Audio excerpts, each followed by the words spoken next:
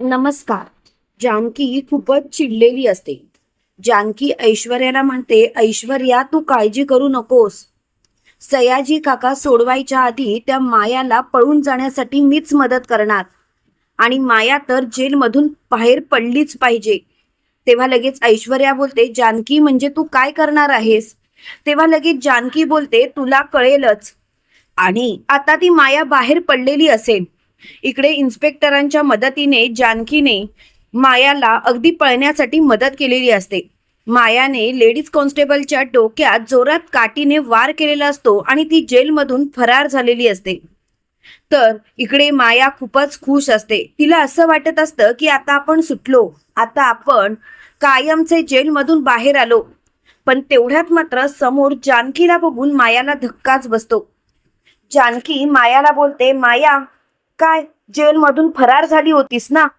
तेव्हा लगेच माया बोलते, हे बघ जानकी, माझ्या वाटेला जाण्याचा प्रयत्न करू नकोस.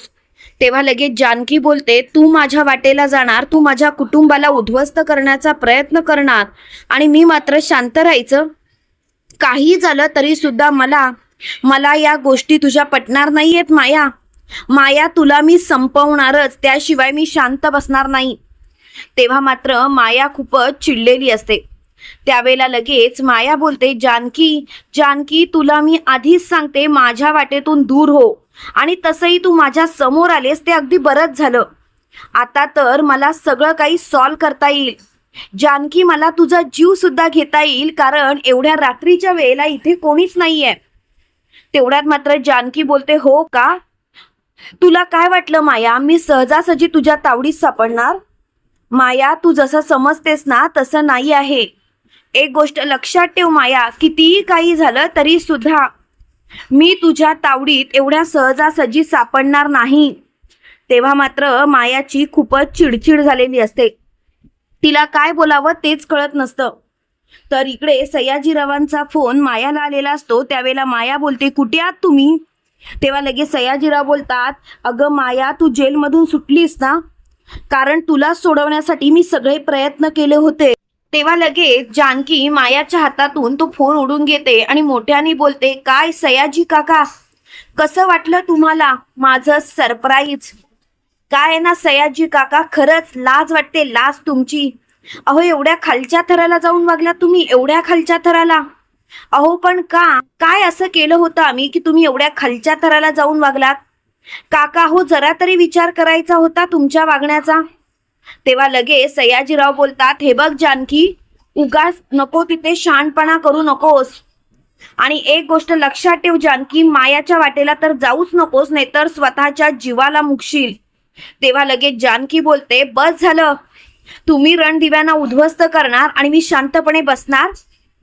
इकडे इन्स्पेक्टर साहेबांनी सुद्धा सापळा रचलेला असतो. चारी बाजूने मायाला घेरलेलं असतं. पण मायाला असं वाटत असतं की ती फक्त आणि फक्त एकटी जानकीला आता संपवणार आणि तिथून फरार होणार. पण जानकीचा प्लॅन मात्र खूपच वेगळा असतो आणि त्याच्यात माया अडकलेली असते. पण ते मायाला कळतच नसतं. माया चांगलीच चांगलीच बोलत असते. ती म्हणत असते, जानकी जानकी जानकी, अगं तुला आमचा प्लॅन समजला असला तरी सुद्धा काही हरकत नाही. पण एक गोष्ट मात्र लक्षात ठेव जानकी, कितीही काही झालं तरी सुद्धा आता मात्र मी तुला माफ करणार नाही. आणि ती जानकीवरती पिस्तूल रोखते.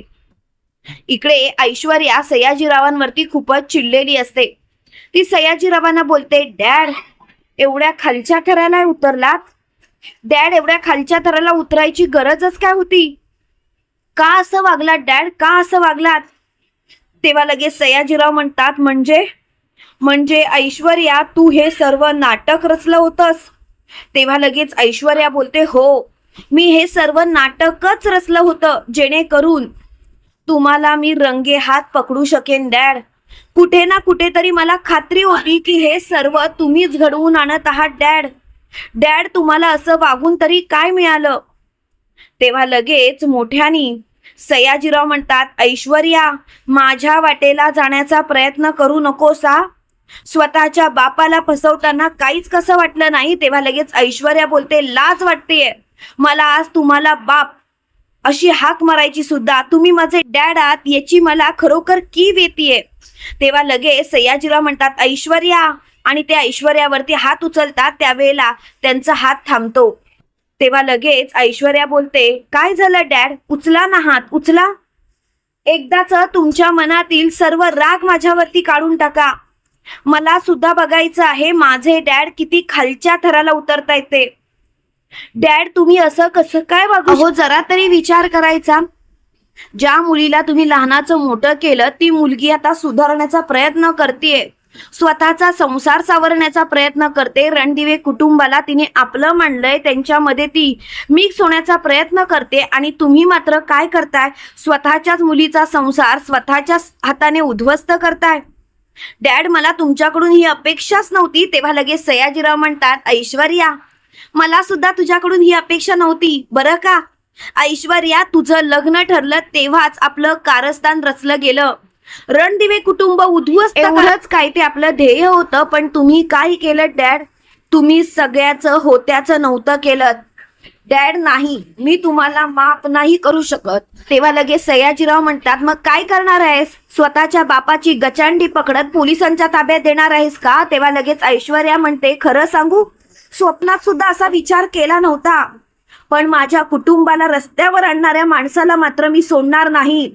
मग माझे समोर डॅड जरी उभे असले तरी सुद्धा मी त्यांची गचांडी पकडत त्यांना फरफटत पोलीस स्टेशन मध्ये नेणार आणि पोलिसांच्या ताब्यात देणार, कारण डॅड तुम्ही चुकला आहात. तेव्हा मात्र सयाजीराव म्हणतात वा ऐश्वर्या वा, पोरी तू चांगलेच पांग फेडलेस माझे. त्यावेळेला ऐश्वर्या बोलते डॅड प्लीज असा विचार करू नका, आणि तुम्हाला काय वाटलं हे असे मोठे मोठे शब्द वापरले तर मी तुम्हाला माफ करेन. अहो तुम्हाला कळतंय का डॅड, तुम्ही त्या मायाच्या नादाला लागला होतात आणि तुम्ही काय करून बसलात. अहो ती अवंतिका 2 जीवांची आहे तरी सुद्धा तिला मारण्याचा प्लॅन तुम्ही रचलात. त्या मायाच्या नको त्या प्लॅन मध्ये तुम्ही सामील झालात. पण डॅड तुमची बुद्धी कुठे होती, कुठे चालत होतं तुमचं डोकं डॅड. डॅड तुम्ही असं कसं काय वागू शकता, एखाद्याच्या जीवाशी एवढं खेळू शकता. डॅड तिच्या पोटात बाळ वाढत होतं जे या जगात सुद्धा आलं नाही, त्याला मारण्याचा विचार तुम्ही केलात का डॅड का. तेव्हा लगेच सयाजीराव म्हणतात का म्हणजे का ऐश्वर्या, त्या रणदिव्यांमुळे माझी काय अवस्था झाली तुला माहिती आहे. गावात असून सुद्धा गावात काडीचीही किंमत नाही. तेव्हा मात्र ऐश्वर्या बोलते खरंच डॅड याला जबाबदार कोण आहे. डॅड आपण कारस्थानं करतो पण आपलीच चूक आहे आपल्याला माहिती असून सुद्धा.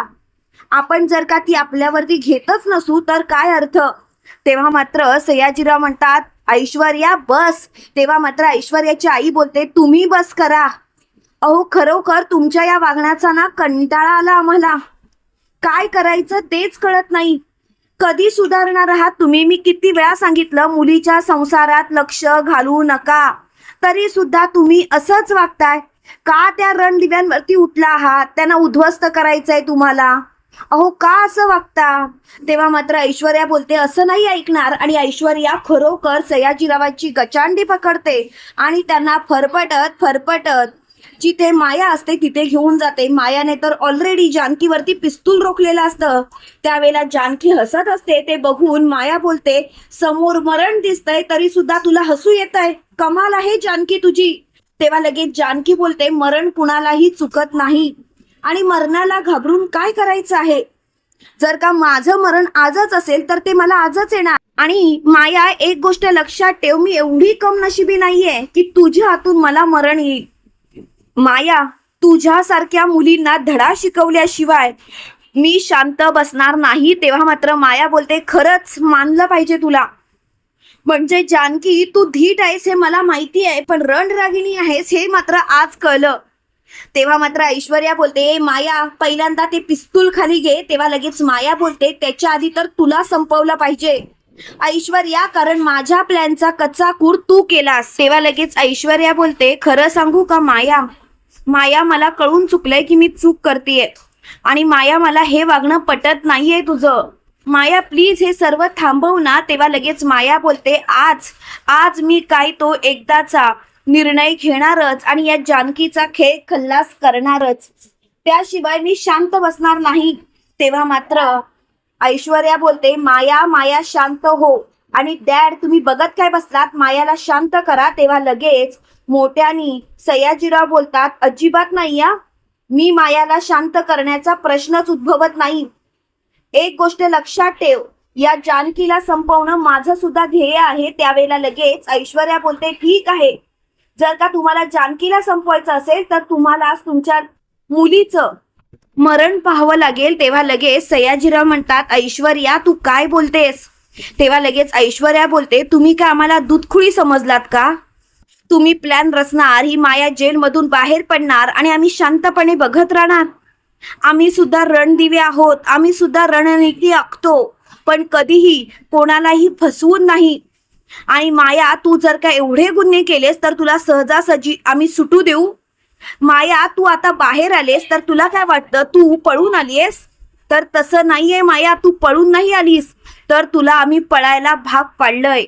माया तुला काही गोष्टी कळतच नाहीत ग, तू मूर्खपणा करतेस. त्यावेळेला लगेच माया बोलते, ऐश्वर्या तोंडाला आवर घाल आणि माझी लायकी वगैरे काढायची नाही. ही माया आहे. माया काहीही करू शकते, कोणत्याही थराला जाऊ शकते. तेव्हा लगेच जानकी बोलते, हो ना, तू जर का तुझं कारस्थान कोणत्याही थराला नेऊ शकतेस तर माझं कुटुंब सावरण्यासाठी, त्यांच्यापर्यंत कोणतंही संकट न पोहोचू देण्यासाठी ही जानकी स्वतःच्या जीवाचा विचार सुद्धा करू शकत नाही. काय आहे ना माया, तू नको त्या गोष्टीचा बदला घेतेस आणि मी माझं कुटुंब सावरण्यासाठी तुझ्याशी दोन हात करतेय. माया एवढाच काय तो फरक आहे का आपल्यात? तेव्हा लगेच माया बोलते, जानकी तुझं हे मोठमोठं भाषण आहे ना ते तुझ्याजवळ ठेव, मला नाही द्यायचं. तेव्हा लगेच जानकी बोलते, माया तू आता माझ्यावरती पिस्तूल धरलंयस. तुला असं वाटतं की समोर जानकी उभी आहे आणि तिचं मरण तिच्या समोर उभं आहे, पण माया कधीही बंदूक तुझ्या बाजूने होईल याचा विचार केलायस? तेव्हा मात्र माया बोलते, गप्प बस. तेवढ्यात मात्र चारही बाजूनी घेरलेले पोलीस मायाच्या जवळ आलेले असतात आणि मायाच्या डोक्यावरती त्यांनी बंदूक रोखलेली असते. मायाला चांगलाच धक्का बसलेला असतो. त्यावेळेला जानकी मायाच्या हातातील पिस्तूल ओढून घेते आणि सटासट मायाच्या कानाखाली. तेव्हा मात्र माया चांगलीच गांगरते, तिला काय करावं तेच समजत नाही. माया बोलते, जानकी पुन्हा एकदा तू मला मात केलीस. जानकी सोडणार नाही मी तुला, का असं केलंस तू? तेव्हा लगेच जानकी बोलते, मी जानकी ऋषिकेश रणदिवे आहे. रणदिव्यांच्या सुनांनी जर का ठरवलं तर ती गोष्ट साध्य केल्याशिवाय रणदिव्यांच्या सुना शांत बसत नाही. तुला काय वाटलं तू अवंतिकावरती हल्ला करत राहशील आणि रणदिव्यांच्या सुना बघत राहतील? एक गोष्ट लक्षात ठेव, रणदिव्यांच्या सुना कधीच बघत राहणार नाहीत. एकमेकांमध्ये त्यांचे जीव गुंतलेले आहेत. जर का अवंतिकाला त्रास होत असेल तर तो त्रास आम्हा दोघींना सुद्धा होतो आणि त्याचाच धडा शिकवण्यासाठी आम्ही आज बदला घ्यायचा ठरवलं. सयाजी काका ऐश्वर्या घरी आली नाही तर आम्ही सगळा प्लॅन आखला होता आणि त्या प्लॅन नुसार ऐश्वर्या आज तुमच्या सोबत घरात आली. त्या प्लॅनच्या जाळ्यामध्ये तुम्ही अडकलात सयाजी काका. तेव्हा मात्र सयाजीराव बोलतात, हे सगळं ऐश्वर्या तू मुद्दामून घडवून आणलंस आणि त्यासाठी मी तुला कधीच माफ करणार नाही. तेव्हा लगेच ऐश्वर्या बोलते, डॅड बस करा आता, खरंच डॅड बस करा, कारण मला ना तुमचा खूपच राग आलाय, लाज वाटतेय मला आज मी तुमची मुलगी असल्याची. तेव्हा लगेच सयाजीराव म्हणतात, ऐश्वर्या तोंडाला येईल ते बोलू नकोस आणि कोणासाठी हे सर्व बोलतेस? या जानकी रणदिवेसाठी. तेव्हा लगेच ऐश्वर्या बोलते, अजिबात नाही, मी माझ्या कुटुंबासाठी ढाल बनून आज उभी राहिले याचा मला अभिमान आहे. आजपर्यंत चुका करणारी ही ऐश्वर्या आज तिच्या कुटुंबासाठी काहीतरी करते, या गोष्टीचा मला आनंद होतोय. तेव्हा लगेच जानकी बोलते, सयाजी काका आपल्या मुलीने आपल्या सासरी सुखी राहावं एवढीच आपल्या आई वडिलांची इच्छा असते, पण तुम्ही काय करताय? तुम्ही मात्र तिचं कुटुंब उद्ध्वस्त करण्याचा प्रयत्न करताय, तिला त्या कुटुंबापासून लांब करण्याचा प्रयत्न करताय. हे संस्कार केले होते का तुम्ही सयाजी काका? पण नशीब ऐश्वर्या आमच्या प्रेमाने बदलली. तेव्हा मात्र सयाजीराव बोलतात, एक गोष्ट लक्षात ठेव जानकी, ऐश्वर्या कधीच बदलू शकत नाही. माझी मुलगी आहे ती, माझं रक्त संचारतंय तिच्या अंगात. ऐश्वर्या आता जे काही वागतीये ना ते फक्त आणि फक्त एक देखावा आहे आणि तो तुला दाखवण्यासाठी. ती कधी डंक मारेल ना तुला समजणार सुद्धा नाही. जानकी खूप मोठी चूक करतेस तू. तेव्हा मात्र जानकीची खूपच चिडचिड झालेली असते. त्याच वेळेला लगेच जानकी मोठ्याने बोलते, बस झाला, तुमची ही नाटकं बंद करा, कारण तुमच्या या नाटकांचा खरंच त्रास होतोय. सयाजी काका ऐश्वर्या बदलले याच्यावरती आता माझा विश्वास बसलाय, कारण ऐश्वर्या बदलले हे मला चांगलंच माहिती आहे. सयाजी काका, तुम्ही कितीही काही मला सांगितलं तरी मी ऐश्वर्यावरती आता अविश्वास दाखवणार नाही. तेव्हा मात्र सयाजीराव म्हणतात, हेच तर पाहिजे ऐश्वर्याला. तुला माहिती नाही ऐश्वर्या कशी आहे ती, पण वेळीच तुला रंग दाखवेल. तेव्हा मात्र जानकी खूपच नर्वस झालेली असते. त्यावेळेला लगेच ऐश्वर्या बोलते, जानकी माझ्यावरती विश्वास ठेवून मी असं कधीच करणार नाही.